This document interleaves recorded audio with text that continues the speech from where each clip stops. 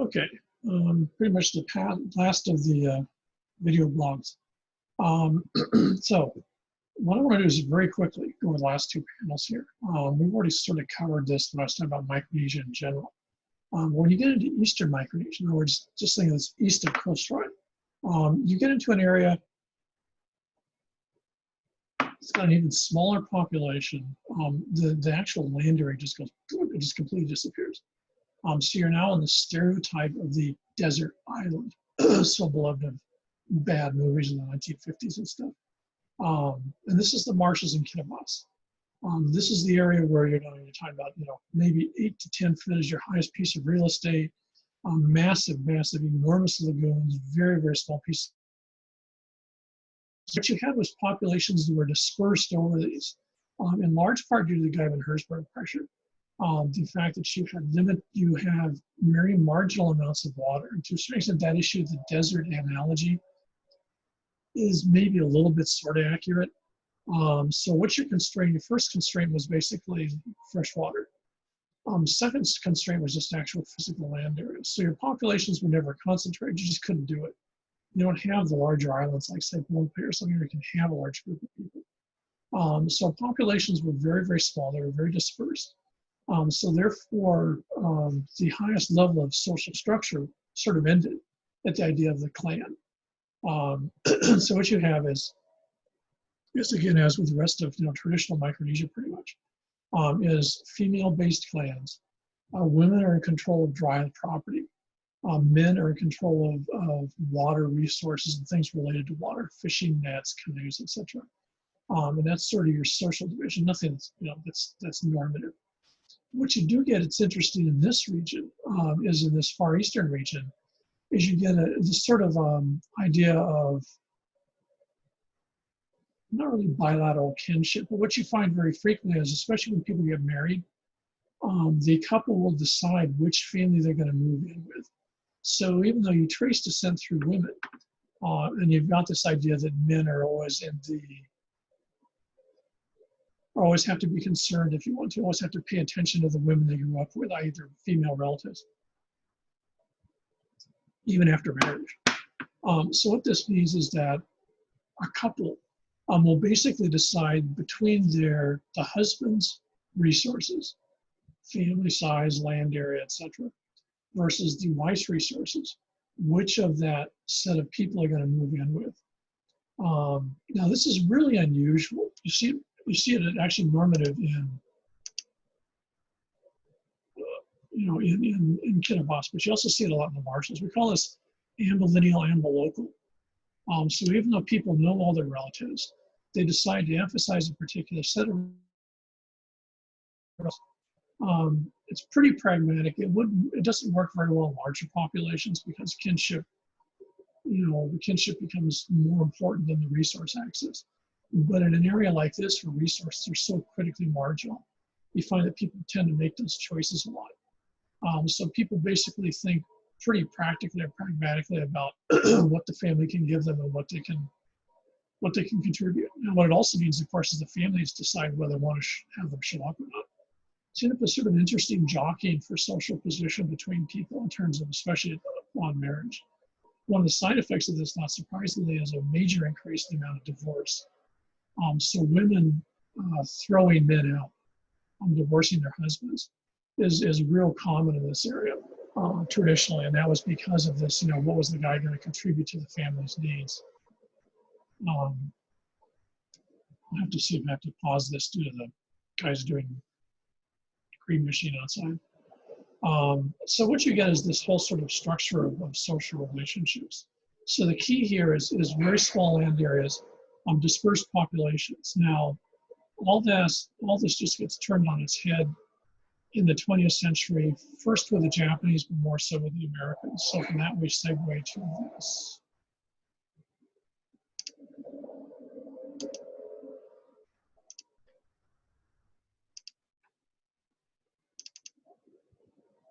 Okay. So when you're looking at this part of Micronesia,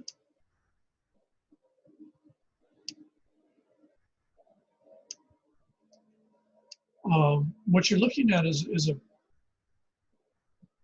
what was till recently a very uncomplicated area in the sense that what you had was, you can see it right here. Here's the main capital in Johnny. So you can see what you've got is, very little land area, and this absolutely enormous atoll, which is very, very rich in terms of marine resources, but is not rich in terms of land resources. So what you get is when you look at this,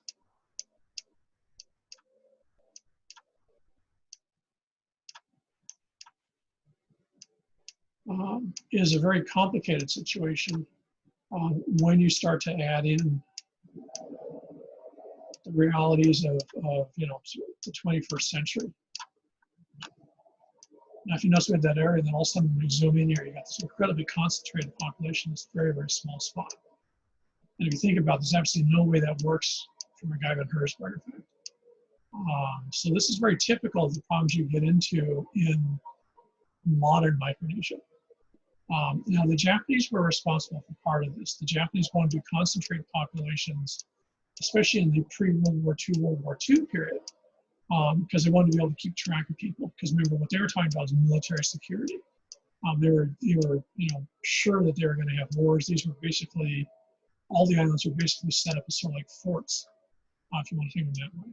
So in that context, that was the Japanese logic. Okay, post-World War II, the Americans show up, and the Americans take over this region. And the Americans initially sort of have the same view of a lot of this stuff, in that they too see the islands in a purely functional way. They're not particularly interested in the population. Again, remember what I mentioned before. The U.S. military, i.e. the U.S. Navy, is responsible for the Micronesian region with exception of Guam, right into the 1980s. So what you have is a military bureaucracy that finds itself managing numbers of people on literally hundreds of islands. And they do an incredibly bad job of it just because it isn't in their mandate. At some point, it's not part of the job of the U.S. Navy to manage civilian populations. That's the job of the U.S. State Department, the Interior Department, or somebody. So in that context, what you have is a group of people who really don't know what they're doing, to put it all intents and purposes. And probably more importantly, in some ways, they really don't care. It's really not that big of a part of their view of the world to deal with this stuff.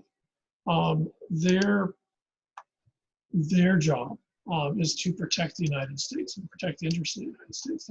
That's what the U.S. Navy is as part of the Defense Department. So when they find themselves managing places like this, they find themselves in a very odd situation. What you do is, especially if you're in the Navy, you have to remember there's two other factors. One is from 1946 on, you're in the Cold War till the 1990s. So basically, even though it's not a declared war, you're firmly convinced there's going to be a war. And of course, there was the Korean War, there's a Vietnam War. So there's a bunch of little wars going on. But you're firmly convinced that both the Soviet Union and the East Coast, i.e. Siberia, and eventually, of course, right after them, Communist China, PRC, are going to be your next, major conflict zone, which, sad to say, is popped right back up. The same discussions occurring as we speak this morning. So in that context, the job of the Navy is to be prepared for the wars that might be, so they don't end up with another Pearl Harbor. We get surprised. So in their view, they actually take the same logic the Japanese had, which is that these islands are really handy not for what they are, but the fact that they're basically a huge distance away from Hawaii, which you don't want to have attacked to do. And even more importantly, they're even further away from the west coast of the United States, which is, there's no way you want anyone going after them. Because you have to remember that the U.S. Navy's view of the Hawaiian Islands, even down till today, is that's like an airbag or a front bumper to protect the United States west coast. The Hawaiian Islands are disposable. They wouldn't want to, but if necessary, they go under.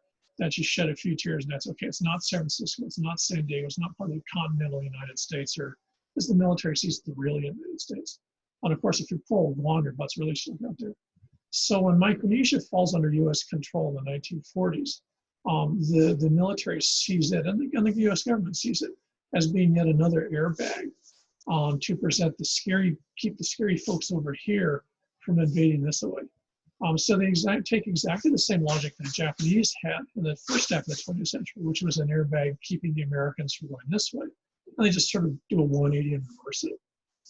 Having said that, with the changes in technology post-World War II, these islands become less and less relevant initially because you end up with bombers that can fly larger distances. The American reason for taking back Guam and the Marianas Group was to allow bombers to bomb Japan, which by 1944, the bombers could fly that far. So by 1945, they've completely leveled the Japanese islands. They've burned all the cities completely out of existence way before the nuclear bombs go off. So in that context, this region really isn't that relevant. But what does happen in the 1940s, early 1950s is two things. One is the United States has the nuclear weapons. We have nuclear bombs in 1945.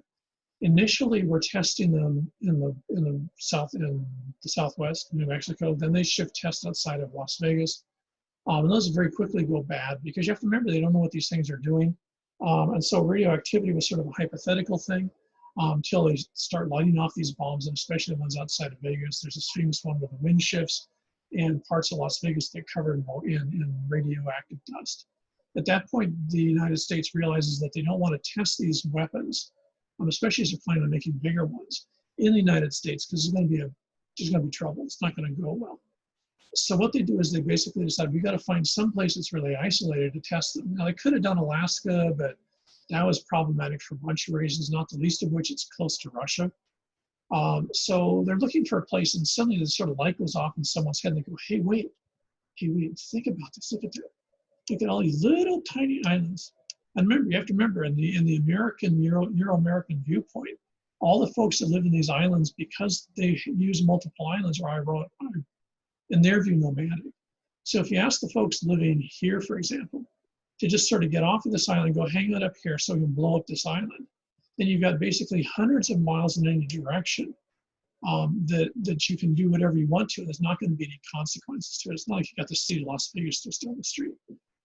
So the stereotypes that the Americans have of this region, but most importantly, combined with the fact that in the post-World War II period, you have to remember that the Americans, as with most folks, thought there was going to be a nuclear war very quickly afterwards. This is the Cold War period.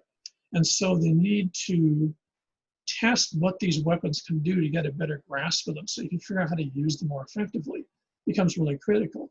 And of course, in the late 40s, early 50s, the idea of lighting these things off every once in a while, just to remind everyone else you've got them. So if they wanted, this is the idea of deterrence. If you start a war with us, we're going to nuke you. So, and we'll just remind you every once in a while by blowing up one of these things to remind you what we can do to you that you can't do to us. Early 1950s, the Soviet Union ends up with nuclear weapons, and then you, of course, end up with the nuclear Cold War, mutual nuclear destruction theory. So even then, the logic continues. You have to keep on blowing these weapons up to prove that you've got them. Remember, the British get into this. They use Australia. They blow up their weapons in Australia. The French get into it. This is what they blow up in Motorua in the Society group. So everyone that has nuclear weapons starts using them both to figure out how they work and test them, but also just to remind everyone else they've got them. It's the same as North Korea firing off missiles now. They're just trying to remind everyone else we've got missiles and we can hurt you. So, pay attention to us. It's like little kids screaming. So in this context, the US Navy and the US government's view of the marshals starts to change from basically a backwater in the post-World War II period. All of a sudden, this becomes useful because these islands are so far away from anything relevant that you can blow them up and no one important, right? The Australians, the Japanese, the Americans, no one's going to care. And of course, you don't care about these folks because as far as you're concerned, you're rather, very tunnel vision, naive, ethnocentric view, as these folks can live on any of these islands. So therefore, you just get a few of them to move and you're good to go. The other part of this is because they're under US military control, it means that you don't have issues that you would if this is under civilian control.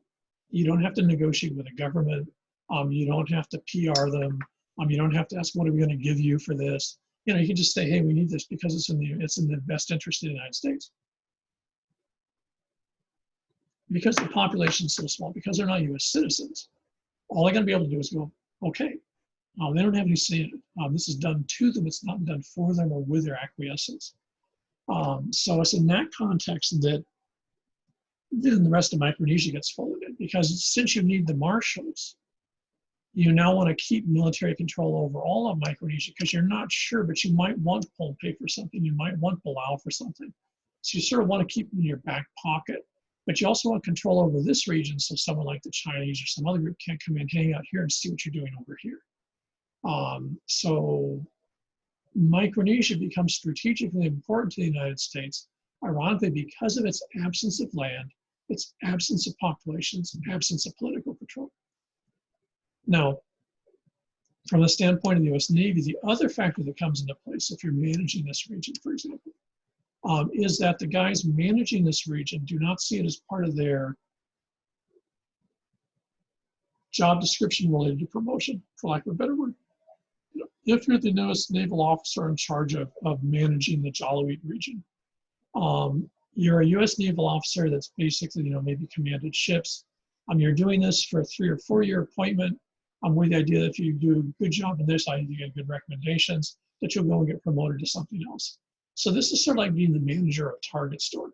You're a manager of a Target store. If you do a good job in that job, you're going to be shipped to another Target store. So if you're the manager of the Target store in Ala Moana Center, you do a good job there, then maybe you'll become a regional manager, but you got to be in the mainland or someplace else. So the folks that are in charge, the Navy guys, the officers that are running these installations, that includes all the Micronesian region, are there for very short periods of time, 3 or 4 years. They see it as part of their promotion cycle that they go through to become, a commander or an admiral or whatever the hell else as they move up the ranks. So they don't really see the population as something they're going to spend a lot of time focusing on, to be really sort of rude about it. What they're really going to see the population as is, in the easiest way possible, something that's related to their personal success. And so what they do is, since they're going to be judged by the Navy, Department of the Navy, in terms of whether they're doing a good job or a bad job, they're not going to get votes from the local. They're not going to have like a Yelp page or something like that and get 800 likes. So in that context, what happens is that they're going to fall back to what they know. So what you do is, if you're in charge of Majuro, what you do is you look at it and you sort of think, okay, I've got this local population living here. I don't really know much about it. There's no really reason to learn a lot about it. There's documents that I've got about how this place works, etc., that I've studied because I'm good at my job. But I'm only going to be here for a couple of years. So I'm not going to learn their language. I'm not going to bother with that stuff. I'm here to manage them. So what I'm going to do is I'm going to basically use them. My analogy is going to be a military base. So I'm going to treat this the same way I would treat base housing at Pearl Harbor, or the base at Pearl Harbor. So when people say, well, I want to improve their quality of life, my view of how that works is that means, that means that what I'm going to do is I'm going to bring in things that to Majuro, I'm going to bring in things like Western style housing. I'm going to bring in things like lawns. If we have a chance, I'll bring in a pool so that they can do classic Western recreation and do laps. Mind you, got this huge lagoon, but I don't see that as being the way it's supposed to be done. I'm going to take my middle American logic for how things should be. I'm going to basically stick that on an island, because my superiors who are going to judge me, whether they be based in Honolulu or whether they be based in the mainland, are going to judge me based on what they're familiar with, which is also mainland United States. And if you've ever been to military bases, you realize that you can be at a military base, any U.S. military base anywhere in the world, they look like any other U.S. military base. And that's intentional, because the personnel are moving around all the time. You want to minimize the amount of culture shock they have when they put in a new institution, because that's not part of their job. Their job is to be in the military. You don't want them getting all distracted with being someplace different. So you try to make the places as alike as possible. So they're going to have their KFCs, they're going to have their McDonald's, they're going to have the same type of, sports facilities. Any of those places are going to be alike. So because that's the way you've designed, that's the way you do business. So what you do is you see the civilian population here as being the equivalent of military dependence. And this becomes really, really, really critical, because I would put the blame on the way that Micronesia has turned out in the 21st century on this. Now, is the Navy at fault? Yeah, but it was also part of the American sort of ethnocentric, logic, especially after having, as we saw in World War II, as if we did it all by ourselves, that we had the right and almost moral mandate to basically try to make the world in our image, which sounds very much like the British Empire of the 19th century, and it should. So poor old Micronesia ends up being the brunt of this because they're not handled by civilian authorities who might think, well, let's bring in some experts to talk about this. The Navy isn't going to be interested in that because the Navy's mandate is basically still the ships in here and the nuclear weapon testing and the security of the United States. So they see these people as being equivalent to military dependents who they're going to manage as if it were a military base. And so what you see is all sorts of stuff that in hindsight, you just sort of shake your head and wonder. For example, by the early 1960s, they put all this place on food stamp and social welfare programs. Why? Because there's not a lot of economy out here. You don't want people to develop an economy. You want them to be dependent on the military because that's how you do things. On military bases, it's very hard to have civilian services, for example, because the military wants their stuff and theirs only because they want to be able to control and micromanage everything. So you don't set these places up for independence, which ironically was what you were supposed to, when you were given these areas in 1946, the United Nations mandate was to get them ready to be independent countries. The US Navy that's the thing they're least interested in. So the end result is what they do is they make these into dependencies. They make these into enormously dispersed military bases. And because they're military bases, you set up 1 or 2 hospitals, you set up a couple of schools, just like you would on a military base. Now what that means is if you're Marshallese and you want your kids to go to school, you end up in modular. Why? Because that's where a lot of the effort was spent, or in Kwajalein. You set that up to work that way. The United States doesn't do it in a scary way. The Navy doesn't do it in a calculated way. The Navy's not doing this to be cleverly manipulative in a sad way, which I think is even more depressing. They just do it because it's the line of least resistance to use the model you're familiar with. And the model they're familiar with is the mainland United States, if you want to think of middle America. They want this place to look like Kansas City. Now, anyone with half a brain will realize really quickly that ain't no way in God's green earth you're ever going to do that. But this, I think, at least in my argument, would be this is what leads to the huge nightmare in most of Micronesia. The only model you're given in Micronesia by the military, who's managing it for 40 years, is the American model. So if you want to have something to eat, it should be fried chicken. If you want to have something to drink, it should be Coca-Cola or Pepsi. You should be interested in American sports. You should want to do things the American way. These folks aren't going to spend any time asking the local Micronesians and the Marshalls or someplace else, how do you guys do something? Because as far as they're concerned, those guys aren't relevant. What's relevant is the needs of the US military, the needs of the United States. So what you get is sort of an abusive family, dysfunctional family situation where the role model that you're given, the scale that you're judged against, is that of the mainland US. Then again, let's use Kansas City as a model. So your officers, for whatever set of reasons, are trying to turn this into San Diego or Kansas City. And that's how they're getting graded for their promotions. And no one's ever asking the embarrassing question, well, is this relevant on folks that live on small atolls? Because one of the side effects you see when you look at this is because you concentrated your resources because you don't want to spend too much, is you've got absolutely enormous populations in incredibly small areas. Now, what this also means, you end up with stunningly high tuberculosis rates. Why? Well, in the mainland US, that's already handled. It's not part of the military's job, it's handled before people end up in the military. So the militaries are going to spend a lot of money on medical issues in Micronesia because they don't see that as part of their central mandate. Again, it's the idea of the military base. And so education, you put in the schools. If the schools aren't relevant, if the curriculum is not relevant, then you blame the students. So what happens is you end up with this sort of surrogate, people have pointed this out before, is when you look at some place like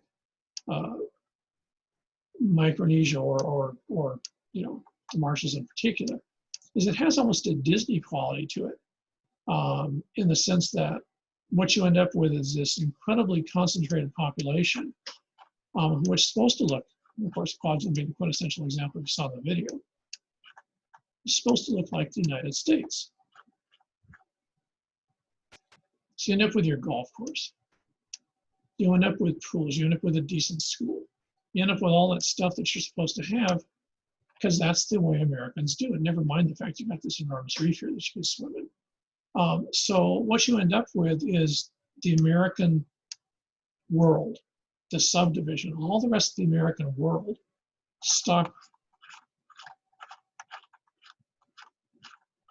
on an atoll, 1,000 miles away from the United States.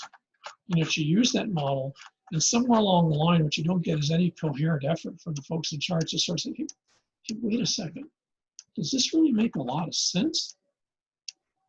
You know, how does this make any sense environmentally, socially, or any other way in a population that traditionally was dispersed over a number of islands, so they could basically deal with environmental issues?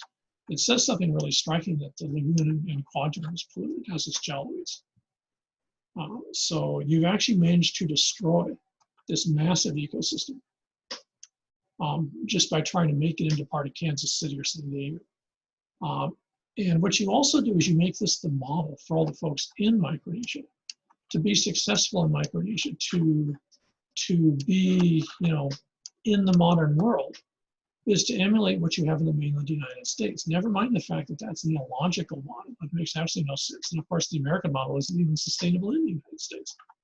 But this is what you're given, this incredibly small population, this incredibly fragile area, because that becomes your only emulation. Now, as we'll see when we finish off next time, what happens is by the 1980s, 1990s, due to pressure from outside, especially the United Nations, is the Americans realize they've totally made a mess of this. And so what they do is they go into damage control mode. But by the 1970s, 1980s, another factor has zipped into this.